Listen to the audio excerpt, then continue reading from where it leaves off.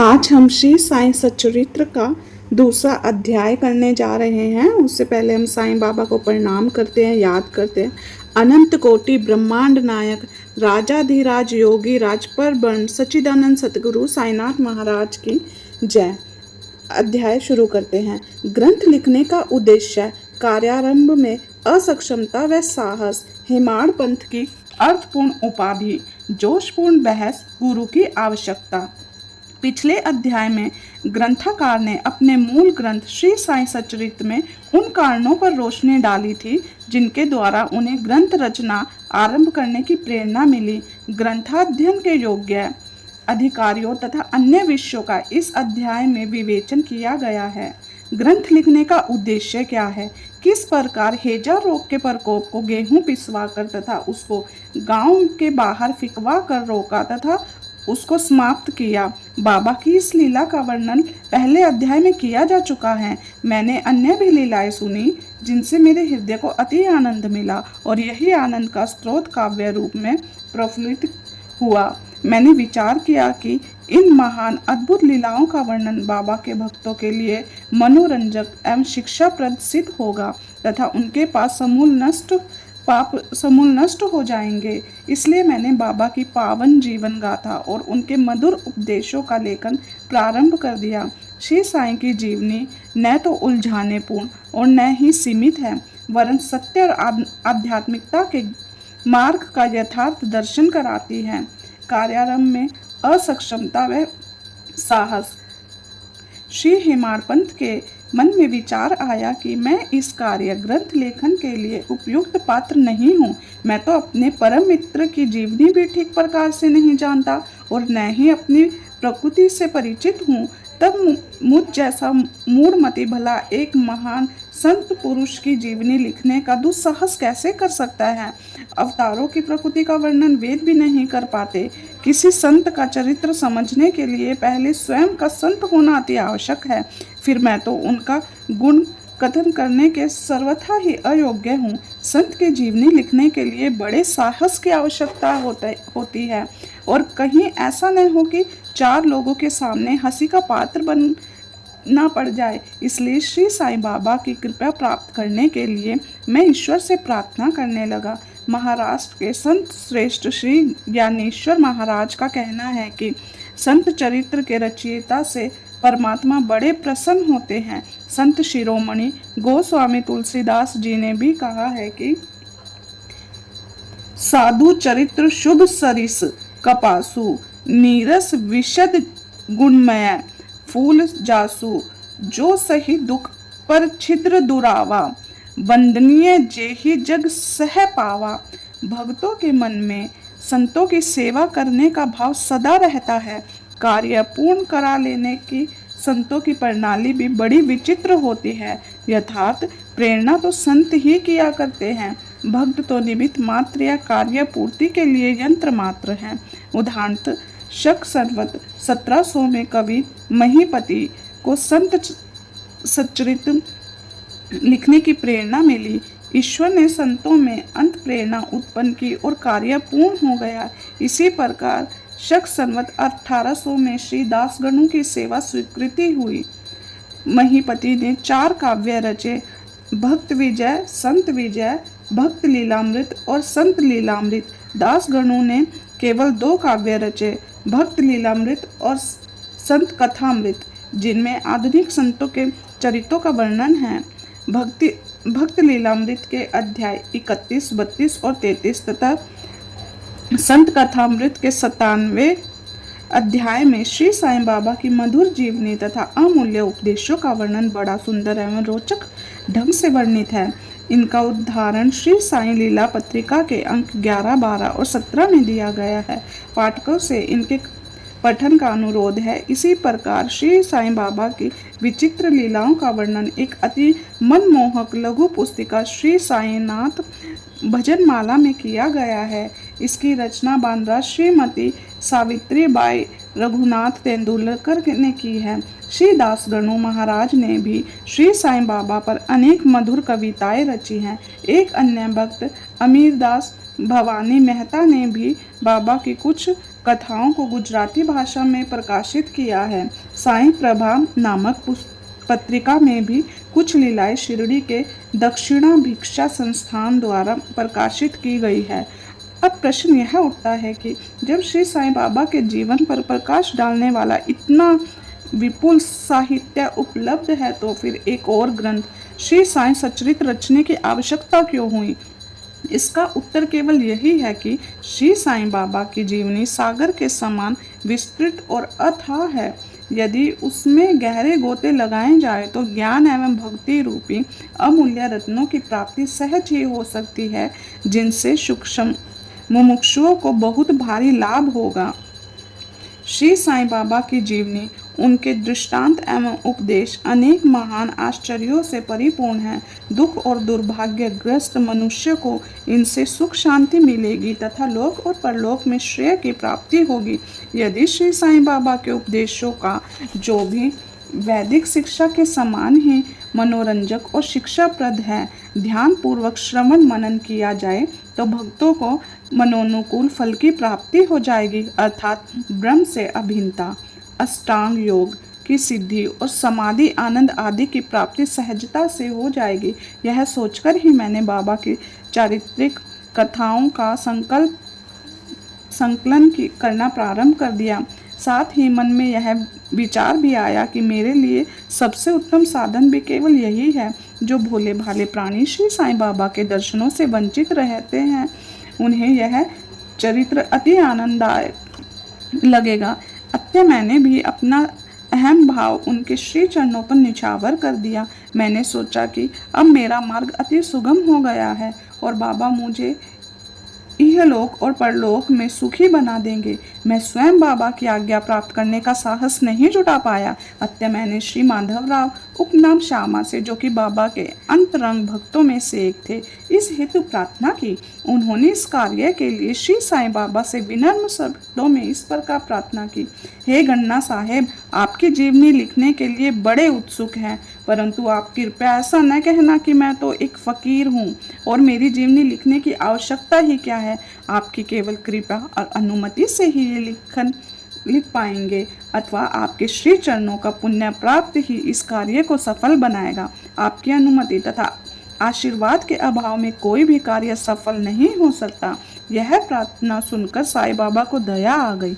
उन्होंने आश्वासन और उदी देकर अपना वरदहस्त मेरे सर पर रखा और कहने लगे कि इन्हीं जीवनी और दृष्टांतों को एकत्रित कर लिपिबद्ध करने दो। मैं इनकी सहायता करूंगा। मैं स्वयं ही अपनी जीवनी लिखकर भक्तों की इच्छा पूर्ण करूंगा, परंतु इनको अपना अहम भाग त्याग कर मेरे शरण में आना होगा। जो अपने जीवन में इस प्रकार आचरण करता है उसकी मैं बहुत सहायता करता हूँ। मेरी जीवन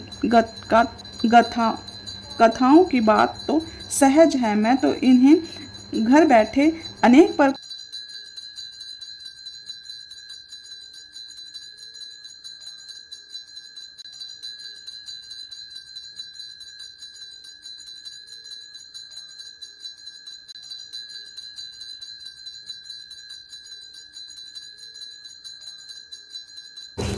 से सहायता पहुंचाता हूँ। जब इनका अहम भाव पूरी तरह नष्ट हो जाएगा और खोजने पर जरा भी न मिलेगा, तब मैं इनके अंतकरण में प्रकट होकर स्वयं ही अपनी जीवनी लिखूंगा।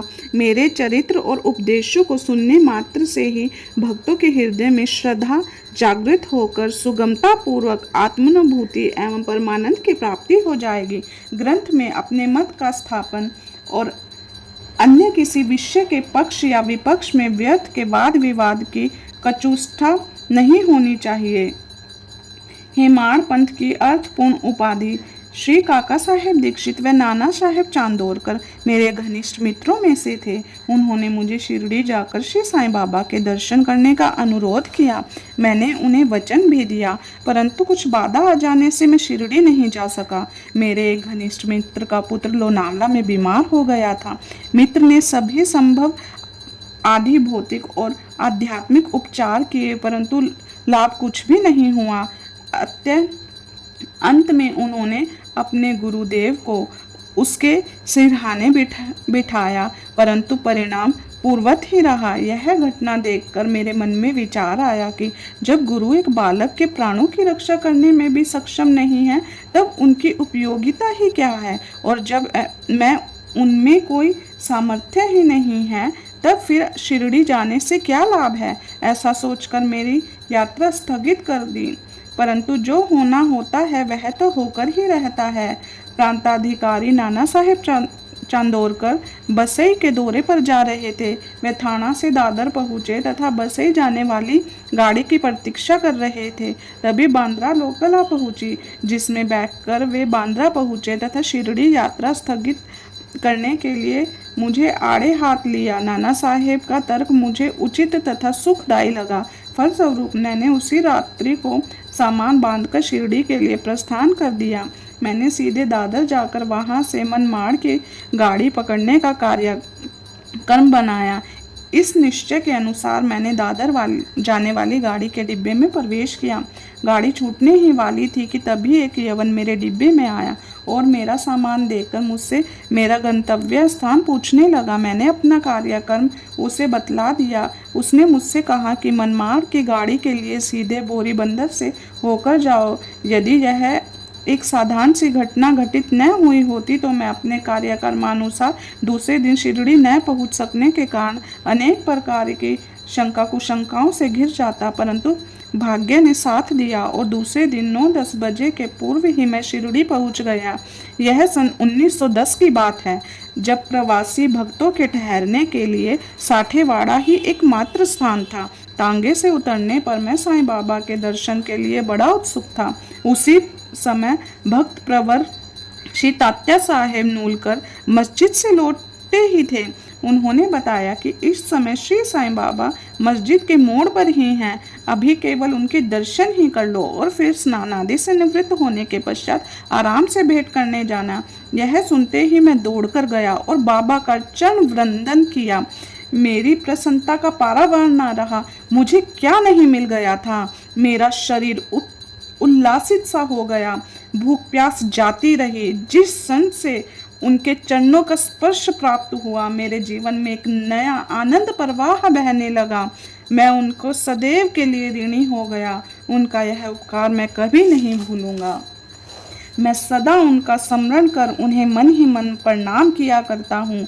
जैसा कि मुझे अनुभव हुआ कि साईं के दर्शन में ही यह विशेषता है कि विचार परिवर्तन तथा विगत कर्मों का प्रभाव शीघ्र मंद पड़ने लगता है और धीरे धीरे अनासक्ति और सांसारिक भागों से वैराग्य होता जाता है। केवल पिछले जन्मों के अनेक शुभ संस्कार एकत्रित होने पर ही ऐसा दर्शन मिल पाना संभव हो सकता है। जोशपूर्ण बहस। शिरडी पहुंचने के पहले दिन ही बाला साहेब तथा मेरे बीच गुरु की आवश्यकता पर जोशपूर्ण बहस छिड़ गई। मेरा मत था कि जब कर्म करना ही होता है तब गुरु की आवश्यकता क्यों है। प्रत्येक को पूर्ण प्रयत्न कर स्वयं को आगे बढ़ाना चाहिए। गुरु शिष्य के लिए करता ही क्या है, वह तो सुख से नींद का आनंद लेता है। इस प्रकार मैंने स्वतंत्रता का पक्ष लिया और बाला साहेब ने प्रारब्ध का। उन्होंने कहा कि जो विधाता ने लिख दिया है वह घटित होकर ही रहेगा। इसमें उच्च कोटि के महापुरुष भी सफल नहीं हो सके हैं। कहावत है कि मेरे मन कछु और है, साईं के मन कछु और। फिर वे परामर्श युक्त शब्दों में बोले, भाई साहब, यह निरी विद्यता छोड़ दो। यह अहंकार तुम्हारी कुछ भी सहायता न कर सकेगा। इस प्रकार दोनों पक्षों के खंडन मंडन में लगभग 1 घंटा व्यतीत हो गया और सदैव की भांति कोई निष्कर्ष न निकल सका। इसलिए तंग और विवश होकर विवाद स्थगित करना पड़ा। परिणाम यह हुआ कि मेरी मानसिक शांति भंग हो गई तथा मुझे लगा कि जब तक घोर दैहिक बुद्धि और अहंकार न हो तब तक विवाद संभव नहीं। वस्तुतः यह अहम भाव ही विवाद की जड़ है। जब अन्य लोगों के साथ में मस्जिद गया तब बाबा ने काका साहेब को संबोधित कर प्रश्न किया कि साठेवाड़े में क्या चल रहा था, किस विषय पर विवाद हो रहा था। फिर मेरी ओर देखकर बोले कि इन हेमाड़ पंथ ने क्या कहा। ये शब्द सुनकर मुझे घोर आश्चर्य हुआ। साठेवाड़ा और मस्जिद में पर्याप्त अंतर था। सर्वज्ञ या अंतर्यामी हुए बिना बाबा को विवाद का ज्ञान भला कैसे हो सकता था।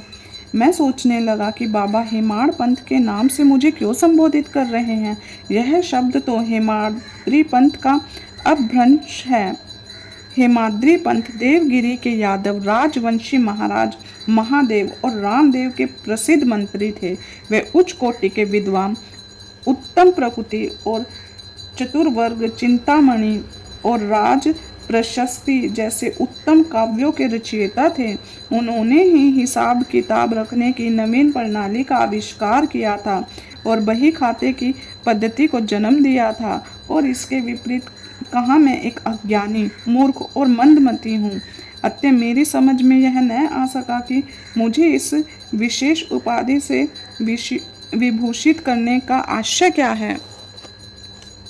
आखिर मैं इस निष्कर्ष पर पहुंचा कि कहीं मेरे अहम भाव को नष्ट करने के लिए ही तो बाबा ने इस अस्त्र का प्रयोग नहीं किया है, ताकि मैं भविष्य में सदा के लिए निर्भिमानी एवं विनम्र हो जाऊं, अथवा कहीं यह मेरे वाक चातुर्य के उपलक्ष्य में मेरी प्रशंसा तो नहीं है। भविष्य पर विचार किया तो स्पष्ट हुआ कि बाबा के द्वारा हेमाड़ पंथ की उपाधि से विभूषित करना कितना अर्थपूर्ण था। सब जानते हैं कि कालांतर में भागोलकर ने श्री साईं बाबा संस्थान का प्रबंध कितने सुचारू विद्वतापूर्ण ढंग से किया था, हिसाब किताब आदि कितने उत्तम ढंग से रखे, तथा साथ ही महाकाव्य साईं सच्चरित्र की रचना भी उन्होंने की। उस ग्रंथ में महत्वपूर्ण और आध्यात्मिक विषयों जैसे ज्ञान, भक्ति, वैराग्य, शरणागति व आत्मनिवेदन आदि समाविष्ट हैं। गुरु की आवश्यकता। इस विषय में साईं बाबा बता रहे हैं कि गुरु की आवश्यकता क्यों पड़ती है। इस विषय में बाबा ने क्या विचार प्रकट किए, इस पर हेमाड़ पंथ द्वारा लिखित कोई लेख या स्मृति पत्र उपलब्ध नहीं है, परंतु काका साहेब दीक्षित ने इस विषय पे उनके लेख प्रकाशित किए हैं। बाबा से भेंट करने के अगले दिन हेमाड़ पंथ और काका साहेब ने मस्जिद में जाकर घर लौटने की अनुमति मांगी तो बाबा ने अनुमति दे दी। किसी ने प्रश्न किया, बाबा कहाँ जाए? उत्तर मिला, ऊपर जाओ। प्रश्न, मार्ग कैसा हो बाबा? नाना पंथ है, यहाँ से भी एक मार्ग है, लेकिन यह मार्ग कठिन है तथा शेर और भेड़िए भी मिलते हैं। काका साहेब बोले, यदि मार्गदर्शक भी साथ में हो तो? बाबा बोले, तब कोई परेशानी नहीं होगी। मार्गदर्शक तुम्हारी शेर, भेड़ियों और खंदकों से रक्षा कर तुम्हें सीधे निर्दिष्ट स्थान पर पहुंचा देगा, परंतु उसके अभाव में जंगल में मार्ग भूलने या गड्ढे में गिर जाने की संभावना है। दाभोलकर भी इस प्रसंग के अवसर पर वहां उपस्थित थे। उन्होंने सोचा कि जो कुछ बाबा कह रहे हैं वह गुरु की आवश्यकता क्यों है। इस प्रश्न का उत्तर है साईं लीला भाग 1 संख्या 5 व पृष्ठ 47 के अनुसार उन्होंने सदा के लिए मन में गांठ बांध ली कि अब कभी इस विषय पर वाद विवाद नहीं करेंगे कि स्वतंत्रता या परतंत्र व्यक्ति आध्यात्मिक विषयों के लिए कैसा सिद्ध होगा, बल्कि इसके विपरीत यथार्थ में परमार्थ लाभ केवल गुरु के उपदेश पालन में ही निमित्त है। इस अध्याय में बताया कि गुरु की आवश्यकता क्या है। साईं बाबा हमारे लिए सदगुरु हैं, हमारे महाराज हैं, हमारे गुरु हैं, तो हमें कहीं और जाने की आवश्यकता ही नहीं है। इसलिए साईं को अपना गुरु मान लीजिए और जैसे जैसे साईं बाबा कहते हैं वैसे वैसे करते चाहिए। यही तो साईं सच्चरित्र का मूल लक्ष्य है कि साईं बाबा को गुरु वंदना कर उनका नाम जाप करें, उनका स्मरण करें और उनके बताए रास्ते पर चले। ओम साई राम, जय साई राम। सच्चिदानंद साईनाथ महाराज की जय।